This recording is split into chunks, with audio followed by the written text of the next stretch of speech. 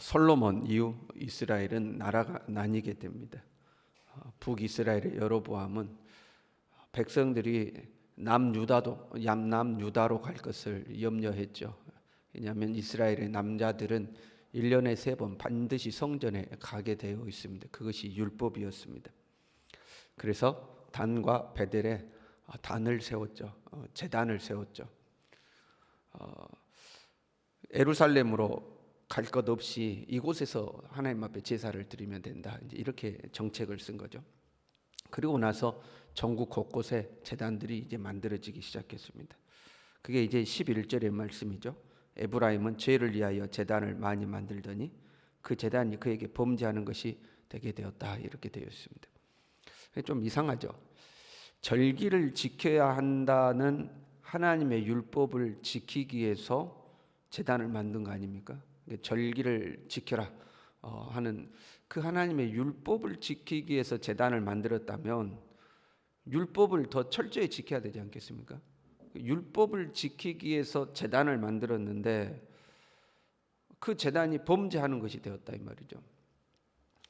율법을 지키기 위해서 제단을 만들었다면 오히려 여로보암은 북이스라엘 사람들에게 마치 예수님처럼 이곳에서도 아니고 저곳에서도 아니고 하나님 앞에서는 신령과 진정으로 예배를 드려야 되는 거다. 하나님은 신령과 진정으로 예배하는 자를 찾는 거야. 그러니 장소가 중요한 것이 아니다. 우리는 하나님께 더 정성껏 예배를 드리면 되는 거야. 뭐 이런 식으로 신앙 교육을 시켜야 하지 않겠습니까? 그게 철저히 신앙 교육을 시키고 장수가 중요한 것이 아니다. 말씀대로 사는 것이 중요한 거다 하고 더 철저하게 율법을 지키자고 뭐 이렇게 교육을 하면 되지 않겠습니까? 그런데 완전히 율법을 뒤집어 엎어버린 거죠. 제단을 만들 때 그 위에 금송아지를 만들었고요. 제사장을 세웠는데 레위인이 아니라 아무나 제사장으로 이렇게 세운 겁니다. 그러니까 제단을 만든 이유가 정말로 철저히 율법을 지키기 위해서 제단을 만든 것이 아니죠. 신앙을 철저히 유지하기 위해서 제단을 만든 것이 아니라 자신들의 정치 권력을 유지하는 데 목적이 있었던 거죠. 하나님을 예배하기 위해서 예루살렘으로 가는 것을 막기 위한 거죠. 자신들의 정치 권력을 유지하기 위한 거였어요. 하나님을 섬기는 데 목적이 있는 것이 아니라 자신들의 세력과 기득권을 유지하는 데 이제 목적이 있었던 거죠. 그래서 제단을 만들었는데 그 제단이 범죄하게 하는 제단이 되었다. 이제 이렇게 된 거죠. 신앙이 자기중심적이 되면 우리도 똑같아지는 거죠. 내 입맛에 맞게 취사 선택하는 겁니다. 이 말씀은 내 마음에 들어. 이 말씀은 좋아.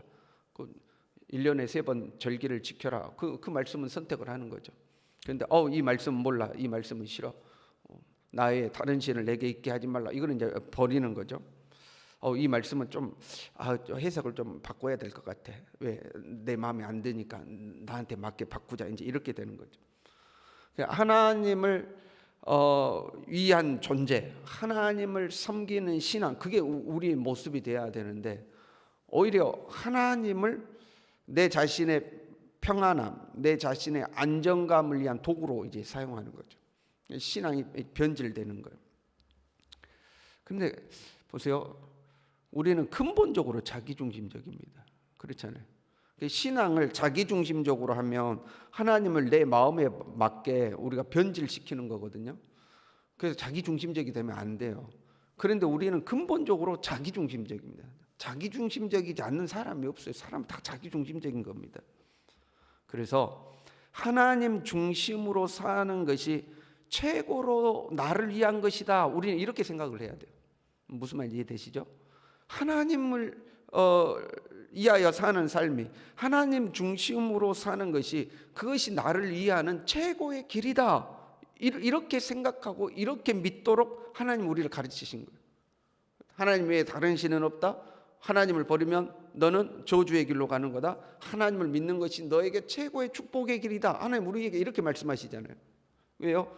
사람은 자기중심적이기 때문에 너 중심으로 하지 말고 너를 버리고 오직 하나님을 섬기고 하나님을 위해 너를 희생하고 하나님을 위해 너를 헌신하고 이렇게 하면 사람들이 잘 말을 안 듣잖아요.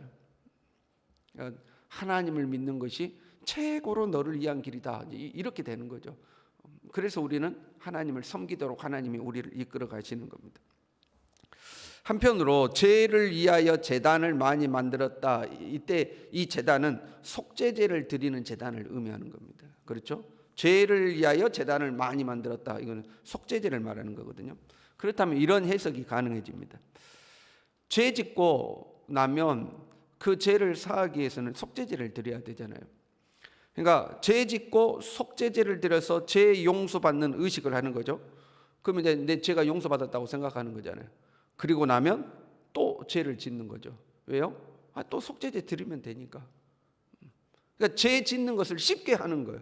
왜? 내 죄를 사할 수 있는 속죄제라는 제도가 있으니까. 그래서 죄 짓고 또 마음에 좀 죄책감이 들잖아요. 그 죄책감이라는 것은 이거 또 나한테 안 좋은 일 생기는 거 아니야 하는 이런 찜찜함이죠. 그런 찜찜함을 없애기 위해서 속죄제 한번 또 드리는 거죠. 그러면 내 죄 문제 해결됐어. 또 가서 죄 짓는 상황이 되면 또 이거 죄 짓고 속죄제 드리면 되지. 이제 이렇게 되는 거죠.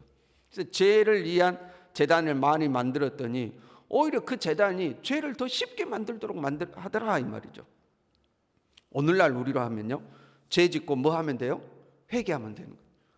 지금은 속죄제가 아니라 회개하면 되는 거잖아요. 그러니까 죄 짓고 회개하면 되지. 이제 이렇게 되는 거죠.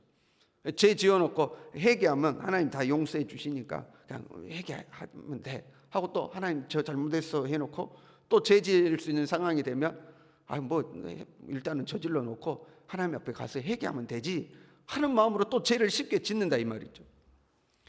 죄 지어도 회개하면 하나님이 용서하신다. 그것 때문에 안심하고 죄를 짓는 겁니다. 죄 용서의 은혜를 악용하는 거죠. 죄를 용서하시는 하나님의 은혜를 악용해서 더 많은 죄를 짓게 되는 거죠. 구원의 은혜도 마찬가지예요. 믿음으로 구원받는 거죠. 행위로 말미암지 않는 거죠. 그러니까 나는 믿음으로 구원받으니까 사는 건 대충 살아도 돼. 이제 이렇게 되는 거죠. 나는 믿음으로 구원받았으니까 행위로 구원받는 거 아니야. 믿음만 있으면 돼. 나 예수님 믿어. 그러니까 난 구원받았어. 그리고 삶은 엉터리로 사는 거죠. 믿음으로 구원 얻는 하나님의 은혜를 악용하는 거죠.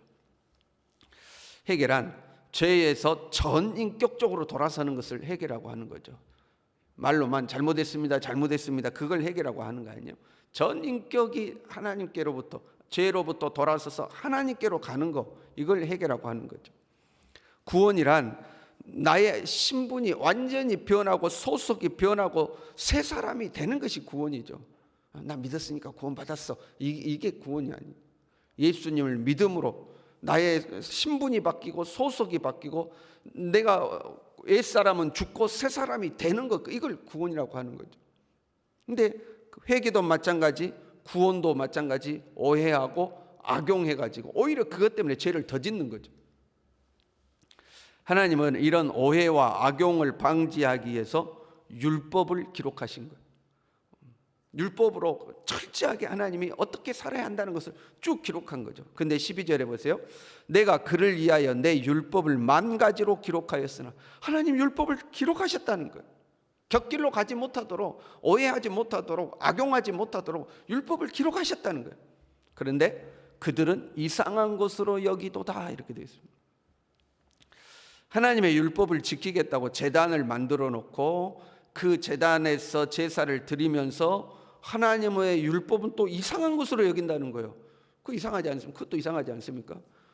율법 지키겠다고 제단을 만들어 놓고 그 제단에서는 또 제사는 드려요. 그러면서 하나님의 율법은 또 이상하게 여기는 거예요. 이들은 철저히 자신들의 평안, 자신들의 풍요, 자신들의 안정을 추구하기 위한 종교 예식을 하는 겁니다.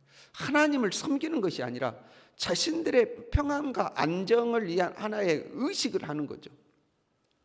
13절에요. 그들이 내게 고기를 제물로 드리고 먹을지라도, 자기들 고기 먹기 전에 뭐부터 하는 거예요? 하나님 앞에 그 고기를 바치는 의식을 먼저 하는 거예요. 왜요?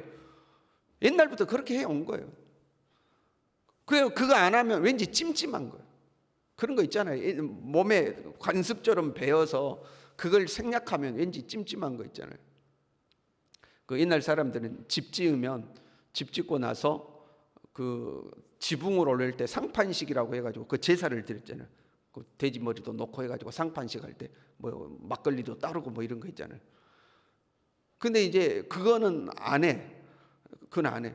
근데 그거 대신 뭔가를 해야 될 것 같아. 여러분 그런 거 있잖아요.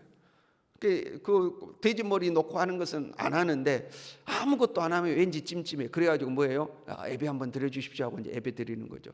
그 예배가 나쁘다는 의미는 아니고요. 그 뭔가 찜찜함을 없애기 위해서 하는 거예요. 찜찜함을 없애기 위해서 하는 종교 의식이 되어버렸다 이 말이죠. 그러니까 나의 삶을 윤택하게 하고 내 마음을 안정되게 하고 내 마음을 평화롭게 하고 그 다음에 내 삶을 풍요롭게 하는 것은 오케이인 겁니다. 그건 오케이. 그래서 내가 죄 짓고 속죄제 드린 거 오케이. 내 마음이 좀 죄책감으로 찜찜한데 속죄제 드리고 나면 마음이 시원해지니까 이런 건 괜찮은 거예요. 그 외의 율법 조항들은 다 이상한 거예요. 신앙생활이란 하나님을 섬기는 삶이잖아요. 신앙생활, 우리는 하나님을 섬기는 거 아니에요? 그 하나님을 섬기는 것은 때로 좀 힘들 때가 있어요. 하나님 우리에게 희생을 요구하시죠. 헌신을 요구하시죠. 나의 것을 포기하라고 그러죠. 내려놓으라고 그러죠.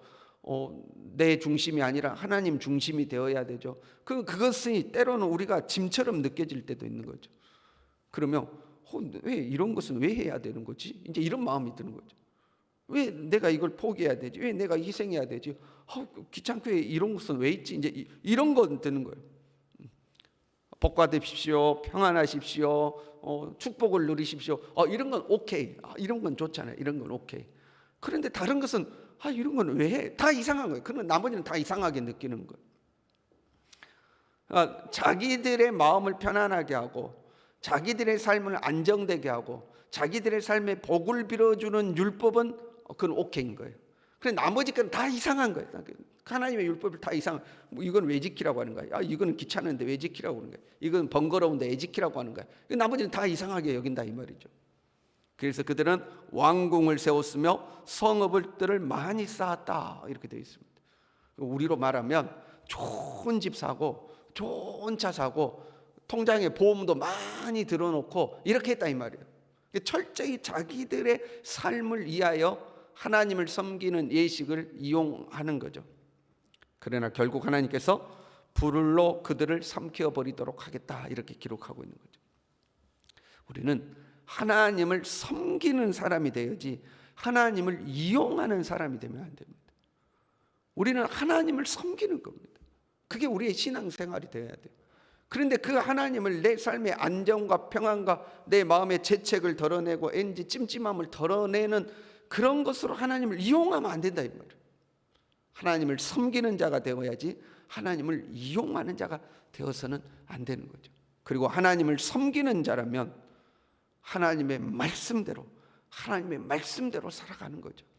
나한테 유리한 말씀은 취하고 불리한 말씀은 버리는 것이 아니라 하나님의 말씀 앞에 철저히 순종하는 저와 여러분이 될 수 있기를 바랍니다. 기도하겠습니다.